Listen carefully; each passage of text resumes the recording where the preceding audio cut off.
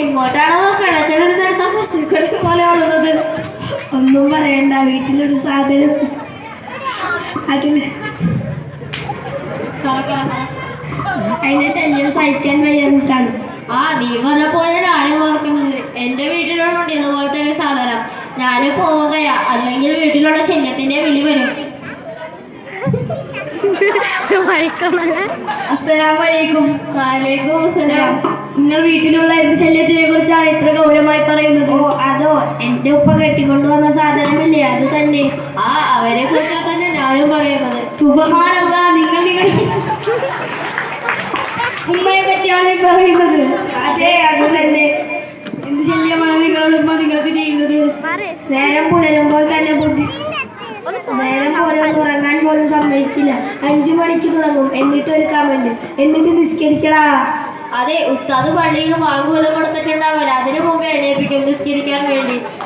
നിങ്ങളെന്ത് വിഡ്ഢിത്തരമാണ് ഈ പറയുന്നത്? അതുപോലെയുള്ള ഉമ്മയെ കിട്ടാൻ വേണം. എന്ത് ഭാഗ്യമോ, നിനക്കതറിയില്ല എന്താണ്. നേരം പുലരുമ്പോൾ തന്നെ ബുദ്ധിമുട്ടിക്കുന്ന ഉമ്മയെ കിട്ടിയിട്ട് എന്ത് ഭാഗ്യമാ. അതെ, എന്റെ ഫ്രണ്ട്സ് എല്ലാം 9 മണിക്കാണ് എണീക്കുന്നത്. അവരെ ഒന്നും ഇങ്ങനെ ഉമ്മ ശല്യം ചെയ്യില്ല. സുഖമാണെന്ന് പറഞ്ഞാൽ നിങ്ങൾക്ക് അറിവില്ലായ്മ കൊണ്ടാണ്. ഉമ്മയെ സംബന്ധിച്ച് നിങ്ങൾക്ക് എന്തറിയാം? ഉമ്മ എന്ന് പറഞ്ഞാൽ ആരാണ്? ഉമ്മ എന്ന് പറഞ്ഞാൽ നമ്മുടെ വസ്ത്രമൊക്കെ അലക്കിത്തരും, സമയമാകുമ്പോൾ ഭക്ഷണം പാകം ചെയ്തു തരും, അല്ലാതെ എന്ത്? അതെ, അത് മാത്രമോ? സ്കൂളിൽ നിന്നോ മദ്രസയിൽ നിന്നോ അല്പം വൈകിയാൽ വീട്ടിൽ എത്തിയാൽ 100 ചോദ്യങ്ങൾ ചോദിക്കും. ഇതുപോലെ ബുദ്ധിമുട്ടിക്കുന്ന ഉമ്മയെ കിട്ടിയിട്ട് എന്ത് ഭാഗ്യമാ. എന്നാൽ മോനെ, നിങ്ങൾ മനസ്സിലാക്കിയ ഉമ്മയല്ല യഥാർത്ഥ ഉമ്മ. അവരോട് നമുക്ക് തീരാത്ത കടപ്പാടുണ്ട്. അതെയോ? ഞങ്ങൾക്ക് അറിയില്ലായിരുന്നു. ഒന്ന് പറഞ്ഞു തരാമോ? മാതാപിതാക്കളോട് ചേ എന്ന വാക്ക് പോലും പറയരുത് എന്നാണ് ഖുർആൻ പറഞ്ഞിരിക്കുന്നത്.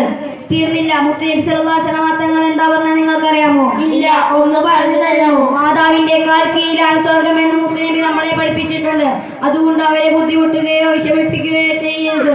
ഇത്രയും ഗുരുതരമായ പ്രശ്നമായി ഞാൻ ഇതിനെ കണ്ടിരുന്നില്ല. ഇനി എന്ത് ചെയ്യും? ഉമ്മയോട് മാപ്പ് പറയുക, പൊരുത്തം നേടുക, അല്ലാതെ വേറെ മാർഗമില്ല. അതല്ല ആ പാട്ടിന്റെ അർത്ഥം.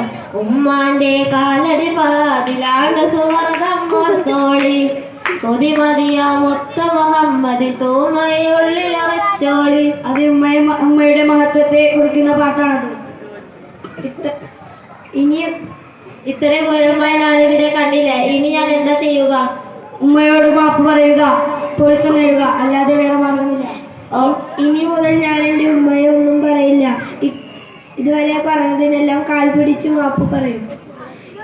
അള്ളാഹു അനുഗ്രഹിക്കട്ടെ. ആമീൻ. എന്നാൽ നമുക്ക് പിരിയാം. അസ്സലാമു അലൈക്കും. വലൈക്കും അസ്സലാം.